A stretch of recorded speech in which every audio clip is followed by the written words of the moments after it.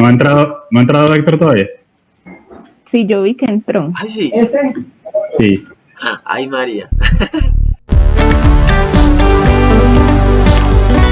¿Qué más, lectores? Luis Miguel acá en otro video del Estante Literario, el canal de la buena lectura, y esta vez estamos acá con una entrevista al autor Héctor Abad Faciolince que le hicimos en el Club de Lectura Estante el 18 de octubre del 2020. En plena pandemia nos sentamos a hablar con Héctor Abad Faciolince sobre el libro El olvido que seremos que habíamos leído en el club ese mes. Y resulta que terminamos hablando de otras cosas muy buenas, de algunas anécdotas de él con escritores como Roberto Bolaño, Javier Marías, de su relación con la traducción, con la literatura, temas muy interesantes también sobre la adaptación cinematográfica de El olvido que seremos, una entrevista magnífica, también muy larga, de casi una hora, así que si ustedes quieren lanzarse a una pregunta específica, les voy a dejar ahí la línea de tiempo abajo para que puedan ir directamente a lo que quieren de esta entrevista. Los voy a dejar entonces con esta entrevista a Héctor Abad Faciolince, no sin antes invitarlos a que se suscriban a este canal del Club de Lectura Estante, donde estaré publicando las entrevistas con autores que tenemos a veces en mi Club de Lectura Estante, del que pueden también tener más información en la descripción. Me disculpan que a veces por algunos momentos el video se congela en la grabación, no quedó muy bien, el audio sí quedó perfecto y espero que esto entonces les permita escuchar muy bien esta conversación. Los dejo entonces con la entrevista. Bueno, bienvenido Héctor Abad, no sé si puedes estar ya a hablar, si puedes poner tu cámara, por supuesto. Hola, ¿cómo están? ¿Me oyen? Claro. Qué bueno, muchas gracias por la invitación. Como faltan 2 minutos, me voy a ir a servir un vasito de agua y ya vengo, ¿listo? Listo, magnífico, gracias. Varias bromas malas después. Bueno, te voy a dar la bienvenida y bueno, no a presentarte porque lo conoce más a usted que a mí. Bueno, muchas gracias, Luis Miguel, muchas gracias por invitarme a este club de lectura. Me gustaría saber un poquito más de ustedes. Yo tengo 1 horita para hablar con ustedes, entonces no tenemos que correr tanto. Pero me gustaría saber, este club de lectura, Luis Miguel, la gente es toda colombiana, toda de Medellín, ¿de dónde vienen? ¿Cuándo pueden ser en la realidad o siempre ha sido virtual? Bueno, llevan solo 2. Sí, pues te cuento que este club sí empezó el mes pasado, no ha sido presencial, ojalá lo fuera también, pero hay gente de Argentina, Chile, Paraguay, Perú, Brasil, Ecuador, Venezuela, El Salvador, México, Estados Unidos. Si me pasa alguno, lo siento, y Colombia, por supuesto. Qué bueno, qué bueno. Me gustaría simplemente darle la bienvenida, agradecerle, por supuesto, por estar acá con nosotros y decirle una pregunta muy sencilla. Javier Marías, creo que es amigo suyo o al menos cercano, decía con respecto a Corazón tan blanco, una de sus novelas más famosas, decía que él se sorprendía mucho que esa novela fuera tan longeva y que ahora en la situación actual de la literatura y del mercado literario una obra tuviera tanta vida. Su obra no tiene 27 años como la de Marías, tiene 14, pero pues se ha mantenido supremamente en el panorama. Para mí siempre hay alguien que habla de su novela, de su obra, y mucho más ahora que sacaron la película. ¿Te sorprende o qué te piensa de que tu novela tenga esta magnitud, esa fuerza, esta vida? Entonces, bueno, por ahora tengo como 2 preguntas tuyas, Luis Miguel. Lo de la duración del libro, que sí, va a cumplir 16 años, salió en noviembre del 2006. Va a cumplir 14 entonces, perdón, 14 años, sí. Y lo que dice Marías es verdad, últimamente los libros se han vuelto un poco como las películas, que la gente ve lo que está en cartelera o veía cuando podíamos ir a cine, pero las películas casi que desaparecen y después hay que ir a un cineclub o hay que entrar en una página que tenga clásicos del cine como Filmin, pero cada vez pasa más eso también con los libros, que uno va a las librerías y si no es una librería de libros viejos, pues lo que hay generalmente son novedades y los libros van desapareciendo. Yo lo he sentido incluso con libros míos. Mi primera novela, que se llama Asuntos de un Hidalgo disoluto, yo creo que nadie la conoce, creo que no está en ninguna librería, creo que no existe para ningún lector o casi. Entonces, cuando un libro dura, cuando un libro la gente lo sigue leyendo, a la gente le interesa, es muy bonito, y esto me ha pasado con El olvido que seremos, incluso antes de la película. Ahora, con el hecho de que hayan terminado una película de ficción, pues más todavía. Pero es muy bueno cuando un libro se mantiene vivo con el paso del tiempo. Para un escritor es muy difícil saber, para cualquier escritor, creo yo, para cualquier artista, saber si lo que hace es bueno o no. Porque en el arte, en la pintura, en la música, en el cine, en la poesía, en las novelas, no hay criterios tan claros como en la ciencia para saber si algo cumple con su cometido o no. Yo siempre he envidiado mucho a algunos amigos míos que son matemáticos, que si demuestran un teorema, nadie les puede decir que eso está mal demostrado. Y sus peores enemigos tienen que reconocer que ese teorema está bien, o por lo menos no tiene fallas. En cambio, en la literatura, y uno lo puede ver a lo largo de toda la historia de la literatura, incluso obras que hoy consideramos obras maestras, en su momento muchas veces fueron recibidas no bien por todo el mundo, sino que tuvieron críticas devastadoras y se burlaron de los escritores o de los poetas o de los pintores. Entonces, en el arte yo he llegado a pensar, y no solo yo, sino mucha gente, que el juicio del tiempo es muy importante, que incluso el hecho de uno morirse conviene. Yo ahorita que entré y todos no habían visto que yo había entrado, para mí era, yo hubiera querido permanecer incógnito más tiempo, porque cuando uno está muerto, la gente habla con más libertad. En cambio, si uno está ahí en una ventanita, la gente dice, pues no, qué pena con este señor, que tanto esfuerzo ha hecho por escribir su librito, y yo ahora me voy a tirar en él. Entonces, el juicio del tiempo, incluso después de la muerte de los artistas, se vuelve más tranquilo, más objetivo. Pero bueno, yo no tengo afán en morirme, entonces por ahora si me invitan, voy a ir a algunos clubes de lectura como este, y me gusta mucho. Bueno, y mencionaste después, bueno, ya no sé qué mencionaste, que soy amigo de Javier Marías. No, apenas lo he visto una vez, y lo admiraba profundamente, pero pasa también con los escritores vivos una cosa, que uno se puede decepcionar por algo que hacen, que puede ser una tontería o puede ser importante. A mí me pasó con Javier Marías, que mi esposa le mandó de regalo una mermelada. y él contestó a través de su secretaria, diciéndole que a él no le gustaba la mermelada y que por favor nunca más le mandara mermelada. Y eso a mí me pareció como tan tonto. Yo dije, pero ¿por qué no se queda callado? ¿Por qué simplemente no dice gracias y tira la mermelada a la basura o se la regala a una persona en la calle? ¿Por qué es tan antipático? Es un gran escritor, es que no, eso no le quita lo otro. Entre los miembros del club hablamos, leímos el comentario en El País de Vargas Llosa sobre usted y sobre El olvido que seremos, no sé si usted lo recuerda, que sí. Dice que el libro le había encantado y habla de esto de conocer a los escritores que uno admira, claro, y discutíamos un poco eso también entre nosotros, siempre es un riesgo, o por ejemplo conocer las opiniones políticas del escritor que uno está leyendo, como Céline. Entonces uno dice, y un tipo que pues como más o menos colaboró con los nazis, es muy difícil tragárselo.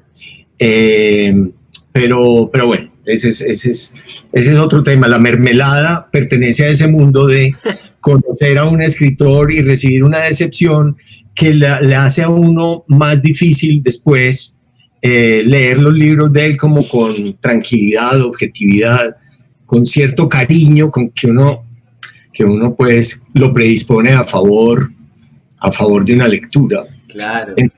Bueno. Usted tiene mucho cariño por sus lectores. ¿Cómo? Sus lectores tienen mucho cariño por usted. Y lo he notado no solo acá, sino en todo mis panorama lector. Sí, pero yo creo que eso, Luis Miguel, es porque me confunden con el protagonista del Olvido que seremos. Ellos piensan que yo soy como mi papá y eso no es así, y eso no es verdad. Yo creo que yo publiqué, el último libro que yo publiqué, que son los diarios, lo que fue presente, yo creo en parte que lo publiqué para que se dieran bien cuenta los pocos o muchos lectores que tengo que yo soy una persona muy distinta a él. Y que les agradezco mucho que crean que soy como mi papá, pero que no. Sí. Hablando de los diarios, yo los tengo acá y marqué un par de cosas que ahora pues si las digo todas me extiendo, pero cogí una parte en que estaba en México con Fernando Vallejo y que va y visita a García Márquez, entonces quería usar esa excusa de México con una de las preguntas que a mí más me gustó que le hicieron y que tiene que ver precisamente con la lectura que hicimos en el club anteriormente. La lectura la hace Lau Domínguez de México y también más o menos la hizo Aleida. Y dice, mi pregunta surge a partir de la lectura del capítulo donde narra su paso por México. La pregunta es entonces, por curiosidad, si conoció a Bolaños, si coincidieron de alguna manera en algún lugar y qué opinión tiene de Bolaño, de su influencia en la literatura latinoamericana y si algo en su forma de escribir viene de esa influencia. Ah, qué interesante. Yo siempre me he preguntado si yo llegué a conocer, sobre todo en el taller de poesía al que fui en la Casa del Lago también, alguno de los poetas infrarrealistas o alguna de las amigas de Bolaño, pero yo en realidad estuve muy poco tiempo en el taller de poesía. Estuve mucho más tiempo en el taller de narrativa, de cuento que daba José de la Colina. Con Bolaño nunca me vi. Bolaño y yo hablamos solamente una vez por teléfono y fue cuando yo me gané el premio de literatura innovadora con una novela que se llama Basura en una institución, Casa de América en Madrid, organizaba Casa de América y la editorial Lengua de Trapo. Y Bolaño era jurado con Vila Matas, es que yo soy tan malo para los nombres, con esta mujer que es muy buena poeta y que Cortázar estuvo enamorado de ella mucho tiempo, que vive en Barcelona, ayúdenme. Los nombres es una de las primeras cosas que desaparecen cuando uno llega a la edad de jubilación en Colombia, que son los 62 años. Entonces él era jurado ahí y cuando a mí me entregaron ese premio, creo que fue en enero del 2000, él iba a ir y se sintió enfermo. Ahí él ya empezaba como a sentirse mal de sus problemas de hígado. Entonces él me llamó, me dijo que no se sentía bien, que no podía ir, que tenía un problema de hígado, que a él le tenían que trasplantar el hígado, no sé qué. Yo le dije, incluso llegué a decirle que en Colombia, que en Medellín había muchos, que es una paradoja horrible que teníamos en esa época, que en Colombia, en Medellín se hacían muchos trasplantes porque había muchos donantes, porque había muchos muertos jóvenes asesinados, que debería pensar en venirse para acá. Y bueno, entonces nunca lo conocí. Yo hice como ustedes acaban de hacer. Yo cuando me gané ese premio nunca había leído a Bolaño. Leí para esa entrega Los Detectives Salvajes y yo tenía mi mayor ilusión, era conocerlo a él. Y en cambio no había leído nada de Cristina Peri Rossi, ya me acabo de acordar del nombre, que fue la que finalmente me entregó el premio, y entonces yo me sentía tan incómodo y con tanta vergüenza por haberme dedicado a leer a Bolaño, en vez de leer a Cristina Peri Rossi, que es también, después lo descubrí más tarde, una escritora muy buena. Entonces pues por lo menos hasta ese año 2000, nada de lo que yo había escrito podía estar influido por Bolaño porque no lo conocía. Y el tiempo que yo pasé en México, pues fueron apenas 9 meses en el año 78, y en condiciones muy distintas. Si no estoy mal, él había llegado pues como con su familia del exilio por el golpe de estado de Pinochet y bueno, y estuvo ahí mucho más tiempo. Pero sí me he identificado mucho con él, no el que soy ahora, pero el joven que yo era cuando viví en México, por ejemplo. Pensaba solamente en literatura, mi pasión, mi religión era la literatura, y yo creo que él siempre fue así. Yo un poco ya dejé de ser así, pero creo que Bolaño siempre fue así, y por eso siempre también hasta el final pues escribió libros extraordinarios y dejó una obra extraordinaria.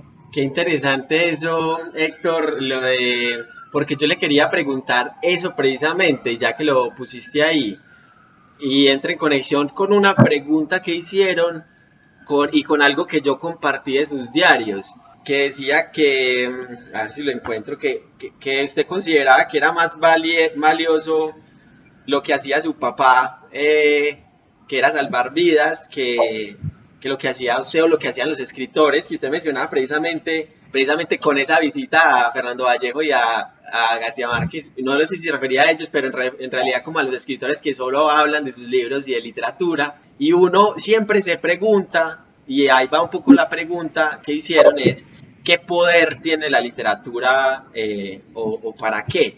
Para minimizar mucho la pregunta. Yo creo que en mí las personas que más han influido son como las compañeras de vida que yo he tenido. Yo me he casado 3 veces. Con las 3 personas que me he casado, he estado con cada una 11 años. En mi primer periodo, digamos, muy, muy joven, cuando yo me fui a vivir con la madre de mis hijos, yo tenía 22 años. Mi única obsesión era de verdad la literatura. Y yo se lo decía a ella. E incluso cuando tuvimos hijos, yo le decía que yo había venido al mundo para escribir libros y para leer, y casi que para nada más. Y creo que con ella fui bastante injusto. Incluso cuando nos separamos y ella se iba a ir, y se fue efectivamente con mis hijos de Colombia, ella llevaba al juicio, porque yo no quería que ellos se fueran de Colombia, cartas mías en las que yo decía que a mí lo que más me importaba era la literatura, por encima de la familia, los hijos, lo que fuera.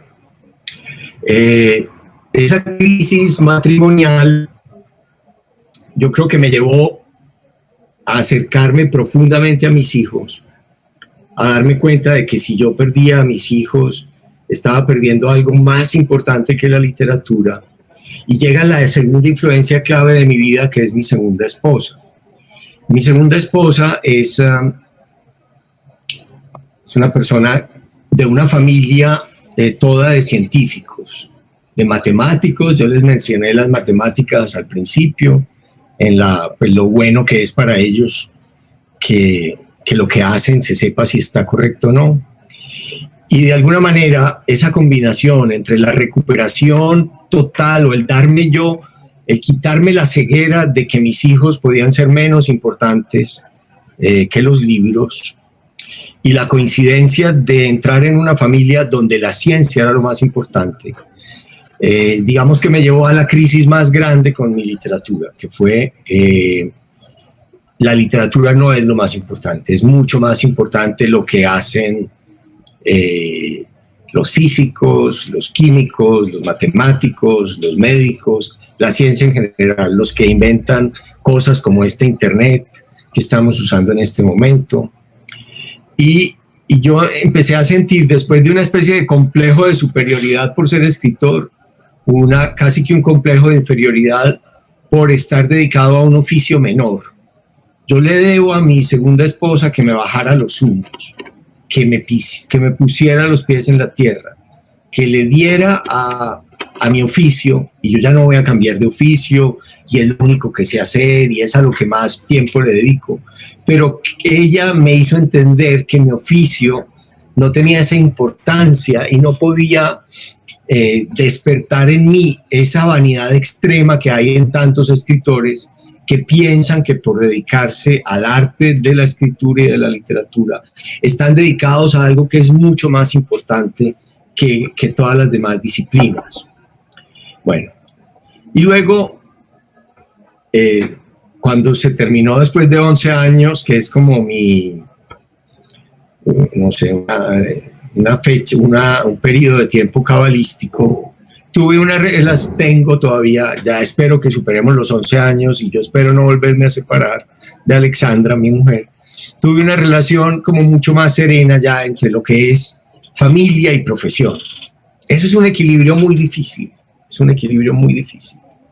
De hecho, yo creo que en la historia, sobre todo antes de los métodos anticonceptivos, lo que mejor explica el hecho de que haya menos mujeres escritoras que hombres, además de prejuicios culturales, de machismo, de que no se les permitía estudiar, ni siquiera aprender a leer y escribir en muchas sociedades. Además de eso, hay una dificultad enorme, y es que siempre se le dio culturalmente, pero también biológicamente, a la mujer más responsabilidades que a los hombres. Es decir, la mujer es la que lleva 9 meses a un bebé, la mujer es la que amamanta durante 1 o 2 años, la mujer es la que, ya sí por cuestiones culturales, se le asignan más labores domésticas.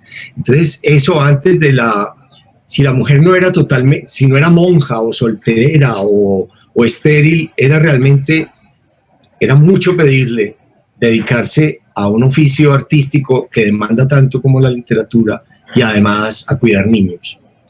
Eso todo cambió en el siglo XX, todo cambió, pero cambió más por la ciencia que por otras cosas. Cambió culturalmente, pero cambió por la ciencia, con los métodos anticonceptivos seguros, con la píldora, con los dispositivos, con el aborto que se legalizó, etc.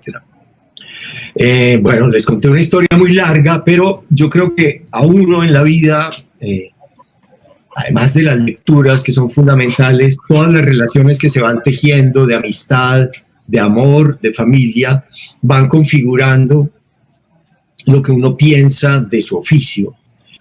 Y si bien muchos literatos son más bien sacerdotes de la literatura, obispos de la literatura, fanáticos de la literatura, que piensan que eso es lo único que hay, que eso es lo más importante que hay, yo fui así, yo fui un fanático en mi juventud, durante muchos años fui un fanático, dejé de serlo, ahora soy un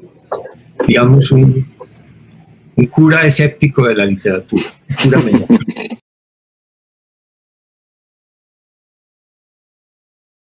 Es decir, mi único libro es El olvido que seremos, que para muchos de mis lectores es además mi único libro, que cuando alguien me reconoce por la calle, me dice yo leí su libro, yo sé de cuál están hablando.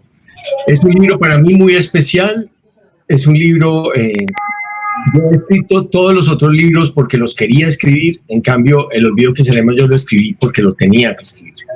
Pero es un libro que se nutre de una experiencia, se nutre de la verdad, se nutre de la vida de mi papá, de los recuerdos de sus alumnos, de mis hermanas, de mi mamá.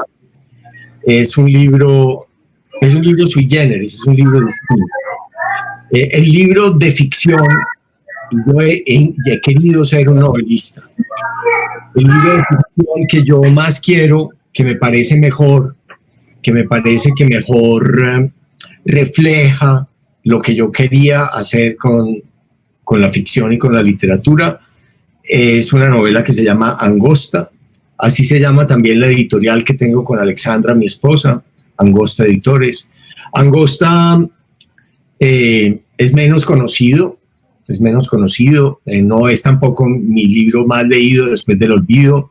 Yo diría que más leído es o el Tratado de Culinaria o La Oculta, pero yo tengo una especial predilección por Angosta y por su creación, por la creación de esta ciudad fantástica, que se nutre de Medellín, de Bogotá, pero también se nutre un poco de Berlín, de la frontera entre México y Estados Unidos, del muro que hay en Israel y que también conocí, y de muchas experiencias que he tenido, de mi experiencia como del apartheid social de la sociedad de muchas ciudades latinoamericanas.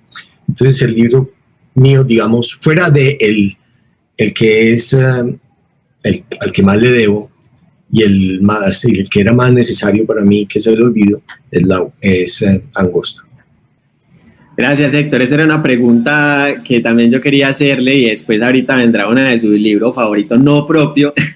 Yo le quería comentar que sí, evidentemente aquí hay escritores, hay algunos que han manifestado que escriben. Yo le quería preguntar, pues, y también en nombre de ellos, ¿cuál sería como un consejo que usted daría a esas personas que piensan escribir? Sobre todo porque percibo yo, no sé si es cierto, que para usted ser escritor ha sido un proceso, pues yo creo que para todos los escritores sufrido, pero usted lo ha hecho, digamos, visible, y en el sentido en que también usted tiene una humildad, digamos, muy grande por su obra, en el sentido difícil, lo decía, en que usted, no sé si es así, me desmiente, pero como que no le ha sido difícil creer en su obra un poco, ¿cierto? Sí. Entonces, esa sería la pregunta, como qué consejo daría, y también de pronto por qué esa relación con su obra, y si ha tenido las paces con ella ya a medida que pasa el tiempo. Sí, yo he desconfiado mucho de mis libros y desconfío tanto de ellos que jamás le diría a lo que yo he hecho mi obra, que me parece una palabra disonante y muy pomposa y muy grande. Son mis intentos de escribir libros. En los diarios se puede ver lo difícil que ha sido mi relación con eso. Realmente es una tormenta. Es una tormenta en el sentido de algo que me tormenta, que me atormenta. La imposibilidad de saber si lo que estoy haciendo está bien o no está bien. Muchas veces yo he pensado que casi que yo me dediqué a escribir porque mi papá quería ser escritor y yo recibí una herencia que fue casi una imposición de él para que yo hiciera lo que él no había podido hacer, así como él recibió de su padre la imposición de ser médico, porque mi abuelo se tuvo que salir de la carrera de medicina cuando mi bisabuelo, es decir, el padre de él, se murió de tifo. Y probablemente mi papá se dedicó tanto a enfermedades como el tifo, que se pueden prevenir con agua potable, o a otras que se pueden prevenir con vacunas, por esa interrupción del proyecto de vida por una enfermedad, por una peste, por algo innecesario, por algo como lo que estamos viviendo ahora. Pero ¿qué les puedo aconsejar yo? No les aconsejo ser tan inseguros como yo, pero tampoco les aconsejo ser tan seguros como algunos escritores muy arrogantes que creen que todo lo que sale de sus manos es perfecto. Yo creo que uno tiene que encontrar un equilibrio entre la confianza, las ganas, el entusiasmo de seguir estudiando, pero sin nunca perder de vista la autocrítica. Yo creo que en el momento en que uno empieza a creerse más de lo que es, a pensar que está cambiando el mundo, revolucionando el mundo de la literatura con lo que hace, creo que ahí casi siempre, salvo en el caso de muy pocos genios, se están equivocando. Entonces, yo los animo a leer mucho, a escribir muchísimo. Creo que este oficio tiene mucho que ver con la práctica. Para mí el hecho de ser periodista ha sido magnífico, como lo fue, creo yo, para García Márquez y para muchos otros. El hecho de tener que escribir por obligación y para ganarse la vida muchas piezas, eso da por lo menos mucha soltura en la escritura. La escritura no es natural. Hablar es natural, pero escribir y leer no es natural. Entonces es algo que hay que ejercitar como un oficio artificial que es tan artificial como tocar piano, como jugar tenis o como pintar al óleo. Entonces es algo que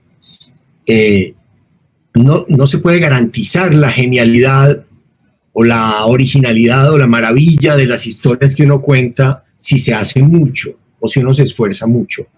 Pero sin ese esfuerzo no se va a adquirir cierta soltura para hacer las cosas bien, rápido, con gracia. Es decir, yo creo que un escritor tiene que dominar primero que todo su herramienta, y nuestra herramienta hoy aquí de ustedes 45 es esta lengua que heredamos, una lengua imperial que vino de España, pero que es una lengua con una tradición literaria muy, muy rica. Eso la hace rica en expresiones. Dominar esta herramienta, dominarla gramaticalmente, ortográficamente, sintácticamente, lexicalmente, dominarla. No leer solamente traducciones, es fundamental. O traducir, como hace Luis Miguel, traducir al español ayuda muchísimo a saber cómo en otras lenguas, en otras culturas algo se expresa y cómo lo puedo yo trasladar, que no es un ejercicio literal, cómo lo puedo yo trasladar a mi propia herramienta, que es el español. Justamente, ven ahí, Héctor, que me meta, porque qué maravilla, tengo un montón de cosas anotadas. Justamente me iba a meter en esa parte de la traducción como una herramienta para escribir mejor. Muchos escritores lo han dicho, usted lo acaba de decir, Marías, claramente me he untado mucho, él también lo dice porque él fue traductor y usted es traductor también. Usted ha ejercido la traducción con El Cándido de Voltaire, que publicó en Angosta, y ahora recién unos cuentos de Rudyard Kipling para la fiesta del libro. Sí. Sí. Entonces yo le quería preguntar, y esta sí es a título personal, vengo aquí a hacer mi dictadura aquí. ¿Cuál es tu experiencia con la traducción? ¿Qué has aprendido de ahí? Sí, como escritores, porque ya lo hice un poco, lo recomiendas. Háblanos un poquito de tú y la traducción. Sí. Ahora yo dejé sin contestar una pregunta por la calle Amatlán. En la calle Amatlán es donde vive mi amigo mexicano Iván Restrepo, y es donde yo siempre que voy a México me quedo. Y es cuando yo vivía en México, yo era un muchacho muy tímido, de 18 años, de 19 años. Entonces yo más que nada me la pasé en la biblioteca de Iván Restrepo y ahí leía muchas traducciones. Pero eso me dejó una relación con él de amistad, aunque él era en realidad amigo de mi papá, muy íntima. Y cuando yo me fui a vivir a Italia, empecé a traducir muchísimo para el suplemento 1+1 de México. Y eso fue para mí una escuela extraordinaria. Yo traduje, yo no sé, yo creo que decenas y decenas de veces a grandes maestros de la literatura italiana contemporánea. Publicaba un cuento Calvino en una revista, Italo Calvino, yo lo traducía. En México en esa época eran muy piratas, no le pagaban derechos a nadie, a mí tampoco me pagaban la traducción, pero yo las mandaba de Calvino, de Levi, de Natalia Ginsburg, de Bobbio, de quién más, de Umberto Eco muchas veces, de Lampedusa. Bueno, traduje libros del italiano y es la lengua que yo realmente sé. Y es una lengua hermana al español, no es tan difícil, pero para mí fue una gran escuela poder publicar en los suplementos mexicanos traducciones del italiano. Antes que escribir mis cosas, casi que yo fui traductor. Y después incursioné, como acaba de decir Luis Miguel, también en el francés, que es una lengua que no domino, pero adoro El Cándido de Voltaire, y entonces lo traduje. Y acabo de traducir unos cuentos infantiles de Kipling que para mí fueron la salvación en este encierro y en esta pandemia, porque yo estaba escribiendo una novela cuando empezó a pasar esto tan raro que a todos nos está pasando, cuando todo se cerró y cuando todo se silenció. La novela que yo estaba escribiendo me parecía que era muy poca cosa, que al lado de la experiencia que estábamos viviendo lo que yo estaba contando no tenía la fuerza de lo que estábamos viviendo. Cuando se me cayó esa novela, y si uno pierde el entusiasmo, es muy difícil seguir escribiendo. Yo dije, bueno, tengo que hacer algo, y nos cayó casi milagrosamente el encargo de la fiesta del libro de traducir un libro de Kipling, y yo me pasé 2 meses y medio, 3 meses feliz, hundido en unos cuentos infantiles de animales, cuentos, ese que está mostrando Alguien de Verde. Y para mí fue salvador. Creo que es muy bonito el oficio de traductor, es muy, muy bonito. Nosotros acabamos de publicar en Angosta, si lo tuviera aquí se los leería, pero no lo tengo acá, un libro de poesía de Juan Vicente Piqueras, que se llama La sed de las palmeras. Y bueno, tiene un poema bellísimo que se llama Metáfora o Mudanza. Se lo recomiendo, es sobre la traducción, es muy bonito. Debes leerlo, Luis Miguel, porque es muy bonito. Claro. Sí, bueno, digamos que trabajar mucho con las palabras, traduciendo, haciendo crónicas, haciendo críticas de los demás. El ejercicio de la literatura es también un ejercicio social, es que el nombre de uno empiece a circular, es que uno tenga la generosidad de leer a otros y comentarle lo que ellos han escrito, decirles si su libro es bueno o malo, escribir reseñas es importante. Y de esa manera, así como un pianista practica horas y horas, a veces tediosas en el piano, ustedes pueden practicar con esta herramienta que tienen que llegar a dominar perfectamente, que es nuestra lengua. Gracias por la recomendación del libro. Esa era una de las preguntas del libro de Angosta, esa era una de las preguntas que le iba a hacer. Ya para ir cerrando, un libro recomendado de otro autor, ya Rodney nos dijo su recomendado suyo, que es Angosta, ahora uno de otro autor, así que le guste mucho, y uno de Angosta también ahí para que tiremos ahí la publicidad, la promoción. Bueno, de Angosta, entonces ya les acabo de recomendar un libro de poesía, si les gusta la poesía. ¿No repites el nombre, porfa? La sed de las palmeras, de Juan Vicente Piqueras, que es un poeta valenciano, español, pero es un poeta extraordinario. Para no hacer 2 recomendaciones que ya me parecería exceso de publicidad. Y si no les gusta la poesía también, porque volviendo a tu pregunta anterior de qué les recomiendo yo a los prosistas, fuera de ejercitarse mucho en el oficio, de escribir lo que sea y de leer, leer poesía es fundamental para cualquier prosista. No se les olvide que la poesía es como el alcaloide, el decantado del arte literario. Y los poetas nos van a enseñar a decir con pocas palabras y con pocas imágenes muchísimo, muchísimo. En esa condensación de la poesía, los prosistas aprendemos mucho. Y grandes prosistas como Borges o García Márquez o como Faulkner han sido también o poetas o grandes lectores de poesía. Les recomiendo mucho la lectura de poesía, a pesar de que no sea el género que más se lea en este momento. En cuanto a libros que yo les pueda recomendar, en general yo como que cada año, cada cierto tiempo tengo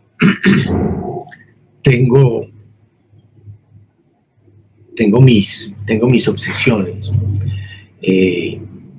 Yo creo que es muy importante leer clásicos de nuestra lengua. Entonces les recomendaría a un tipo que no se lee mucho hoy en día y que es un escritor maravilloso. Les recomendaría leer una obra de teatro de Lope de Vega, por ejemplo El Caballero de Olmedo, que es muy bonita. Y les recomendaría leer también, porque se pueden nutrir como de algo maravilloso, les recomendaría las tragedias de Eurípides, que es el gran clásico griego del que se conservan más tragedias. Y lo digo solo porque estoy leyendo ahora un libro que se llama Eurípides y su época, de un historiador inglés, Gilbert Murray. Me lo recomendó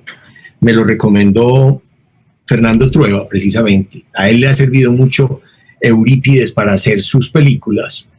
Y este además está traducido para los mexicanos, está traducido nada menos que por don Alfonso Reyes, otro gran traductor y otro gran erudito que nos dio México. Alfonso Reyes es bueno, aprovecho para recomendarles también a Alfonso Reyes, los ensayos de Alfonso Reyes, o los poemas también que Borges dedicó a Alfonso Reyes, o la correspondencia entre Alfonso Reyes y Borges. Y si quieren que les recomiende algo más contemporáneo, hace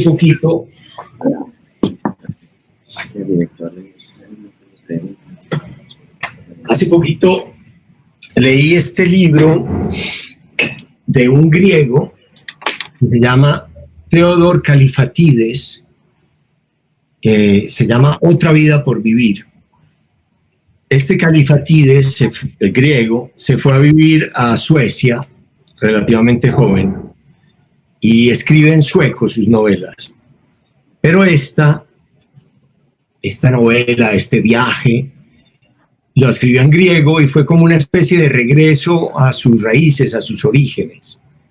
Y son las reflexiones muy profundas y muy bonitas de un escritor que, no sé, que por ejemplo le pide a Bergman, el gran director de cine, que si le puede leer una novela que está escribiendo en sueco, y Bergman lo manda para la porra. Y también uno ahí aprende, no sé, que el contacto directo con algunas personas famosas es difícil, pero como dice el mismo Kalifatides, pues también entiende a Bergman, un tipo que está tratando de escribir sus propios guiones, sus propias películas. ¿Qué derecho tengo yo, aunque sea un escritor más o menos reconocido, a pedirle, a exigirle que me lea lo que estoy haciendo? A veces somos muy vanidosos también en las exigencias de los demás. Y un escritor nos puede caer mal si el escritor dice: no tengo tiempo para leer tu novela. Esto lo estoy diciendo por si algún día les digo: no tengo tiempo para leer tu novela. No como mermelada. Muchas gracias vos por habernos dado este espacio, claramente. No hablamos mucho del olvido. No, y tengo una tonelada de preguntas. Sí, había muchos de los lectores. No sé qué vamos a hacer. Usted ya me dirá qué hacemos. Quizás alguna otra vez podamos volvernos a encontrar. Yo sí quería un poquito para volver entonces al libro, que era una de las preguntas, y ya que mencionaste al director de la película del olvido, ¿qué seremos? Que nos hables un poquito de ella. Hubo preguntas como ¿qué te ha parecido? ¿Qué te pareció? ¿Qué tan envuelto estuviste en el proceso? Evidentemente ya la viste, no sé cómo se va a presentar acá. Cuéntanos un poquito y ya vamos cerrando. Aquí estaba mirando un poquito el chat, pero es difícil, ¿no? Bueno. Sí, yo no lo he podido mirar. Es como vivir 10 conversaciones al mismo tiempo, pero bueno, no va. Bueno, no, aquí hay muchos consejos a Luismi, a que prenda la cámara. No lleva el técnico. Acá mi familia me salvó, mi hermana y mi mamá me salvaron. Bueno, lo mejor que me dejó a mí la película de Fernando Trueba es una nueva amistad con él, con su esposa Cristina y también con el protagonista, el actor Javier Cámara. Yo ni siquiera quería estar presente en el rodaje de la película para no interferir con ellos. Yo traté de irme lejos. Me fui lejos, me fui del país, pero a Alexandra le dieron unos cólicos biliares y le iban a sacar la vesícula, entonces tuve que volver y gracias a la vesícula de Alexandra estuve presente en el rodaje y fue muy bonito verlo, conocerlos. Una película es otra cosa, una película no es un libro. Mi herramienta no son las imágenes. Yo no hice el guión, yo no soy guionista. Desde muy joven, un cura maravilloso que hubo en Medellín, Luis Alberto Álvarez, A lo mejor ustedes no alcanzaron a conocerlo, pero fue el que introdujo de alguna manera en el mundo del cine al mismo Víctor Gaviria. Él nos introdujo en el mundo de la música clásica y del cine. Era un cura atípico. Él me dijo que yo no sabía hacer guiones, porque una vez me propuso que hiciéramos un guión de un cura que iba a salones de masajes, y parece que yo hice una cosa muy literaria y muy poco guionística. Entonces desde eso le cogí mucho respeto y no me metí. El guión lo hizo David Trueba, hermano de Fernando, también novelista, tiene novelas muy buenas. Yo me demoré 2 meses para leer el guión del miedo que tenía, pero leí el guión y me gustó mucho. Y creo que la película respeta mucho el libro, respeta como cierta alegría que hay en la relación familiar con ese montón de mujeres de mi casa, y luego cómo esa alegría se va tiñendo de tragedias, primero con la muerte de mi hermana Marta, que era una niña muy, muy alegre y muy solar, y luego con la dedicación de mi papá a los derechos humanos y hasta que lo matan. La película es otra cosa, es ficción, pero yo quedé muy tranquilo y muy contento. Creo que como cine es una pequeña obra de arte. ¿Cuándo la podremos ver? No sé, con esto del cine, cómo se va a distribuir, qué sé yo, ¿sabes algo de eso? Para ellos es muy importante que se vea en pantalla grande, que se vea con muy buen sonido. El músico es un polaco, Zbigniew Preisner, que ha hecho música para cine. La música de esta película es maravillosa. Preisner fue el que hizo la música de la trilogía de los colores, que es uno de los aciertos de esa trilogía. ¿De quién? De Kieslowski, si no estoy mal. Entonces, ¿cuándo se va a acabar esto? ¿Cuándo van a abrir los cines? ¿Cuándo van a abrir los teatros? No sabemos. En Francia la van a estrenar en abril del año entrante, ya dijeron. Está vendida en muchos países, en Francia, en España, en Estados Unidos, en Inglaterra, en Italia. La van a estrenar ahora en el Festival de Cine de Roma, creo que el próximo sábado. Pero en Colombia no se sabe, no la quieren poner en plataformas por el momento, quieren estrenarla en cines. Yo aspiro a que sea como marzo o abril del año entrante. Si hay teatro, si hay vacunas, si podemos relacionarnos libremente y vernos y respirarnos encima y tocarnos. Si el mundo deja de ser tan raro como el que nos está tocando. Esperemos que sí. Usted definitivamente tiene una labia muy escritor. Por acá me quedan resonando unas frases muy bonitas que dijo cuando todo se silenció y momentos así que parece uno poderlos juntar en frases muy bonitas. Ya son las 12, no sé. Bueno, sí, ya sí me tengo que ir. Sí, totalmente. Es que tengo cita con mi psiquiatra. Claro. Yo todos los días a las 12 del día tengo una cita con mi psiquiatra, que es la piscina. Yo todos los días a las 12. Y a las 12. Yo tengo. Y por esa hora sí es como la más peligrosa para meterse a piscina, o en cuanto a. Pues sí, por eso soy tan rojo. Y la dermatóloga me dice que es horrible, pero yo no aspiro a ser el viejito menos arrugado de Medellín. Usted decía que nada muy bien en el libro. Lo que pasa es que yo nado con ex profesionales. Entonces yo al lado de ellos soy un imbécil. Pero a mí me gusta nadar con ellos, que son muy buenos porque todo el tiempo me enseñan mucho. Y ellos nadan sin aletas y yo con aletas. Entonces eso me da una ventaja y los puedo seguir, pero ellos son mucho mejores que yo.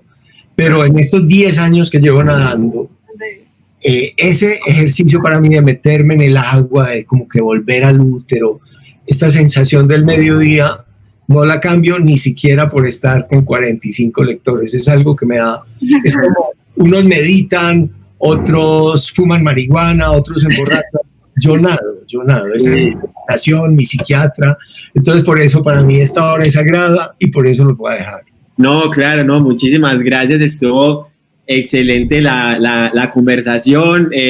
Me pido un poco también de disculpas, pero creo que ellos entienden y disfrutan mucho también cómo se desarrolló, porque hay muchas preguntas que algunos quisieron ver respondidas, pero a mí me maravilló, me encantó. Muchas gracias por por estar con nosotros. Tenés acá un montón de lectores que respiran por tus obras y quieren seguir explorándolas, así que esperemos que en el club vuelvas a estar tanto en una lectura como en una sesión. Encantado, volvería con mucho gusto. Listo. Cuando descansen y todo esto se les olvide, dentro de 1 año o 2, volvemos a juntarnos. Listo, de parte de todos, entonces, Héctor, muchísimas gracias por estar acá. Sé que todos están diciendo en sus mentes gracias, lo mejor. Así que, bueno, este video va a ser publicado en el canal, ya lo verás. Sí. Bueno, te voy a empezar a seguir, se llama Club Estante Literario. Sí, se llama El Estante Literario el proyecto. Hay un canal que se llama Club, pero ese está en Instagram y en YouTube. Sí. Okay. Sí, muchas gracias también por lo que dijiste, que la literatura es un ejercicio social y dar comentarios y reseñas. Eso me dio una luz muy interesante con respecto a también lo que hago, que también me surgen las dudas, supongo, como a los escritores de, bueno, ¿esto qué? Porque yo ya había sospechado hace rato que la literatura sí no es eso, esa píldora salvadora que... No, pero no vas a pensar que no sea maravillosa. Sí. De hecho, eran las preguntas que quería hacer. No vas a pensar eso. Otro día les hablo de las maravillas. Que hoy Héctor. Muchísimas gracias. Saludos desde todo el país. Gracias por haber escogido mi libro entre tantos libros buenos que hay en esta vida. Chao. Listo, chao.